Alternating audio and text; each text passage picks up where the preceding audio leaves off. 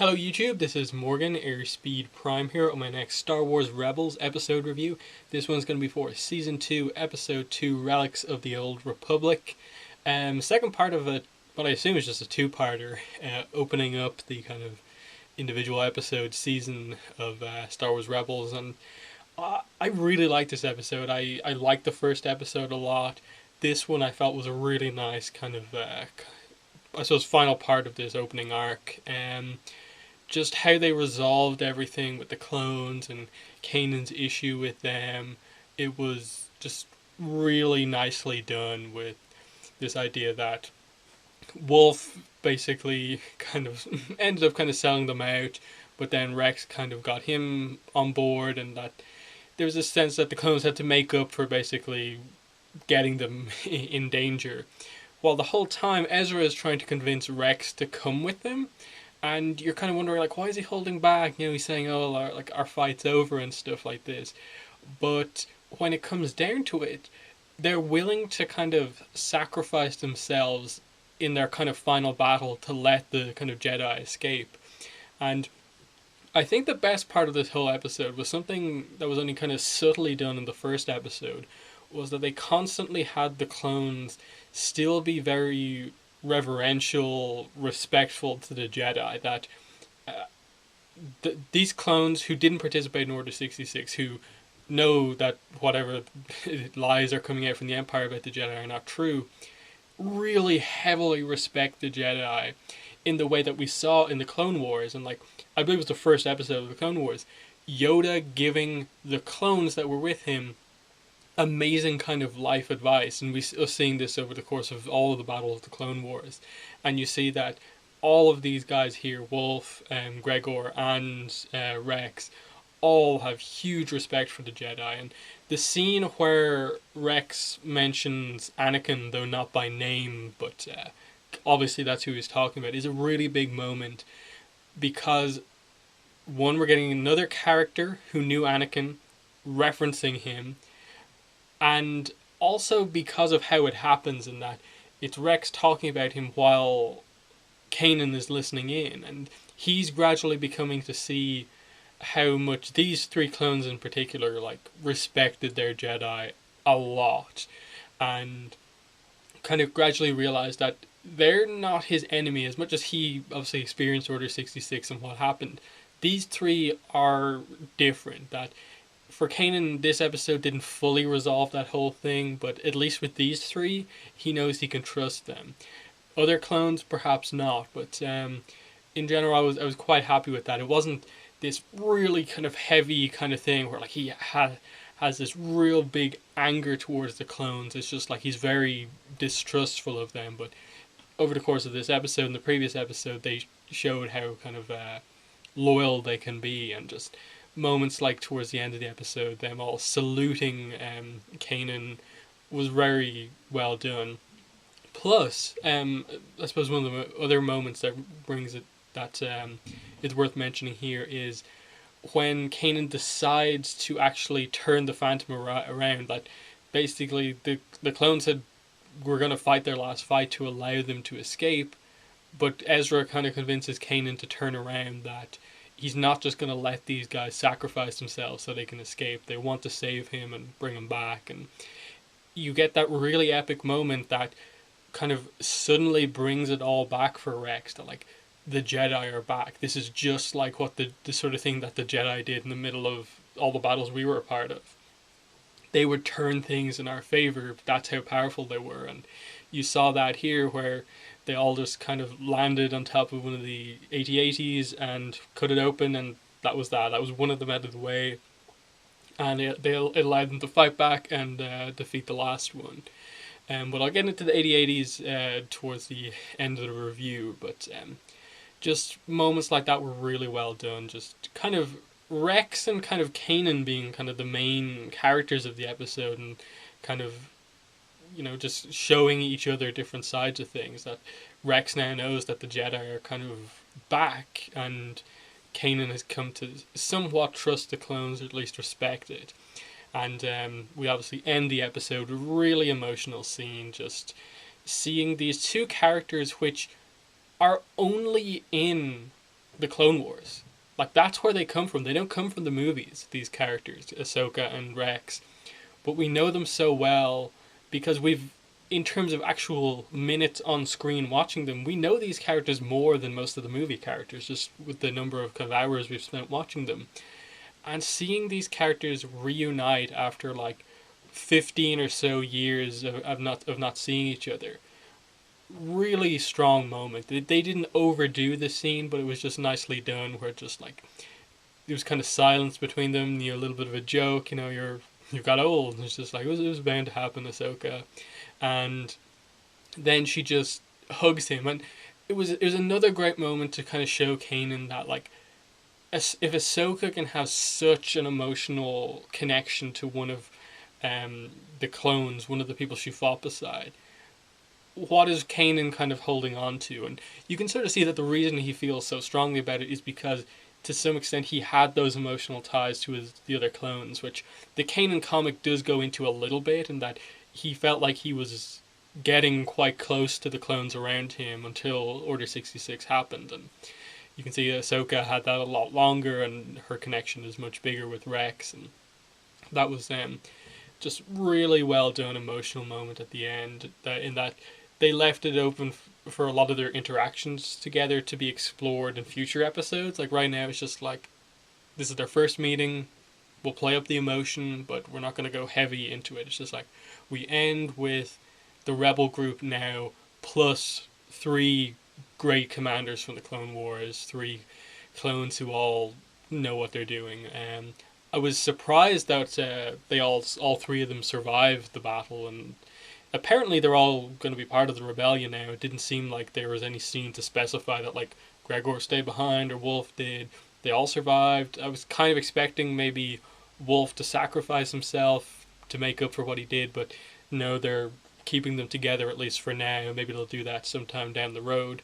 But interested to see what they do, given that the 3 clones are there. Like Rex seems like obviously he's going to be somewhat of a focus over the course of the season, but what are they going to do with Gregor and Wolf for the rest of the episodes? I'm not really sure, but there should be some fun stuff either way.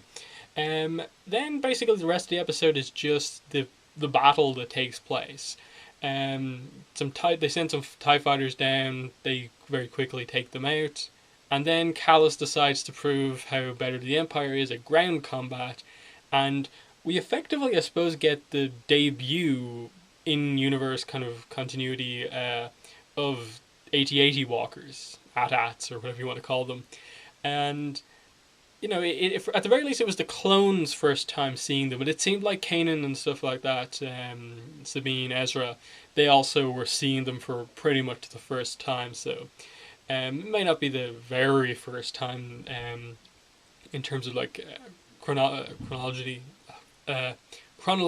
that we've seen them, but it was definitely one of their first main uses, and it was interesting because they were really well animated. Like the scenes with them, you could tell they put a lot of effort into like making this a big deal. That, that Hoth scene with the walkers from Empire Strikes Back, it's such a memorable moment that they had to somewhat reference that, be very reverential to it here, and you can tell just this sheer amount of effort that went into animating these things to look perfect, and they did that really well. And then the actual fight itself was like, okay, just they retreat into the storm that occurs, and then they have this moment where again, like Rex is the one to kind of lead things here, and that says like, no, we have a tactical advantage here because we have 2 Jedi with us. They can see in the storm when no one else can. They'll give us the chance to get the shot. And again, it's just showing that Rex has such faith in the Jedi.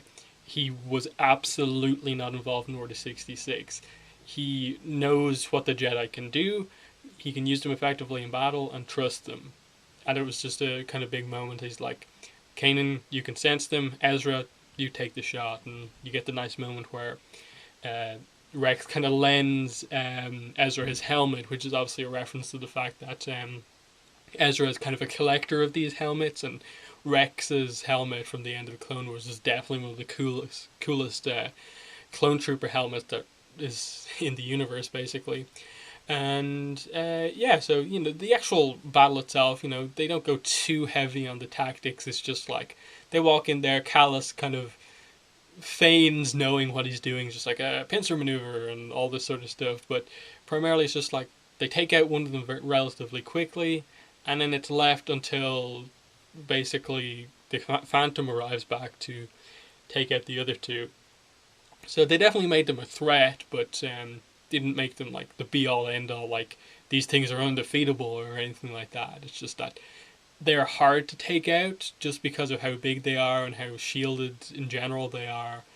But they can be taken out, but it has to be this very specific way that you take them out. You have to be very, tactically advanced to actually have a chance of taking them out.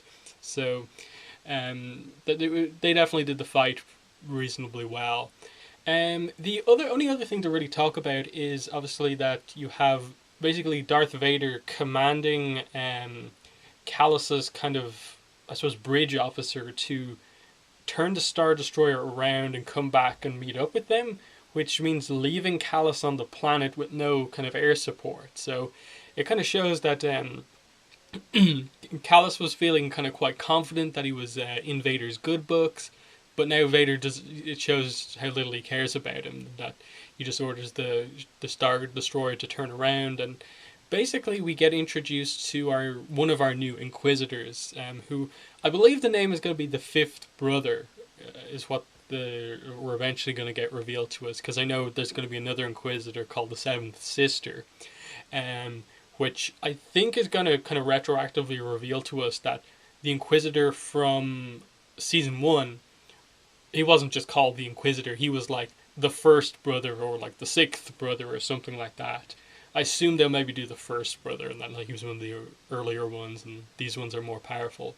But it seems like he has the same type of lightsaber that the Inquisitor had, the kind of double-sided thing with the spinny bit in the middle. So that should be fun, especially with Ahsoka obviously now involved, another lightsaber user. She should allow for some even more high-level lightsaber combat to be in the show whenever that comes around. But him, he just says, I'm here to replace Vader, and it's very obvious that like we can't have Darth Vader like lose every week to the rebels, so we'll introduce more villains that can be defeated but still be kept strong, because they know they can't in any way diminish Darth Vader as a villain ahead of the kind of in chronological order, A New Hope happening in the next kind of few years in the timeline. They can't just, no, after a string of defeats, Darth Vader goes into New Hope and is suddenly amazing. So, completely understand what they're doing the whole time. So yeah, really good episode, and I'm excited to see what they do next week. Now that we're kind of settled down into the season, first arc out of the way, we have Rex on board, where we've established our first kind of new villain. Where are things going now? What are the rebels going to do next? What's the Empire planning? And so on. So yeah, obviously another big thing in the Star Wars fandom that happened recently was the new Force Awakens trailer. I'll just briefly talk about that now at the end of the video. I thought it was definitely the best trailer by far so far for the movie, and I'm definitely really excited to go and see it. I'm so interested to see what they do with the new characters. In many ways, the thing that the film I think still needs to sell me on the most, it's why I should be so interested in the older characters. I like Han Solo, I like Princess Leia, but I'm not. I don't feel like I know enough about those two characters to like drastically care that they're kind of coming back. It's kind of just one of those things where like I see a lot of people have like really kind of heavy reactions to like Han Solo being in the trailer, Chewbacca and Princess Leia, but I'm just kind of like, in terms of character development, like across those three movies, they weren't developed like that much. Like, do we really know them that heavily? So I'm kind of definitely of the opinion that like I think these movies are going to kind of convince me as to how good these two characters are. And straight away in the kind of trailer, like I felt like I got more emotion out of Han Solo and Princess Leia than I got out of the first three Star Wars movies. So, excited about the new characters and villains and stuff like that. That in general, like, it seems like a really cool plot. But in terms of the original characters, I'm like, Luke Skywalker, just with the way that they're setting up the Force in this movie, they're not talking too heavily about the Jedi. The movie's called The Force Awakens. What's Luke doing? Like, that makes him interesting to me. But Han is just kind of like, okay, he's a smuggler. You know, last time we saw him, he was in a relationship with Princess Leia. Okay, he's kind of big. His main arc was just kind of moving from being this kind of rogue who couldn't commit himself to really the rebellion to now being loyal to the rebellion. Like, that's a cool arc, but I don't know that much about him. And then Princess Leia just was like, she's the princess and can fight a bit, like, and she's got the reveal that Luke's her brother. I think there's a lot they could do in terms of this movie, like, does Leia have Force powers? Is she strong in the Force? Has she kind of developed those powers, or what? That's what's interesting about her to me. So I think most of the potential for those two characters is this movie rather than stuff that's already come before. But yeah, that's been the video. I will be back with my next Star Wars Rebels review next week for episode 3. But for now, thanks for watching the video, and bye.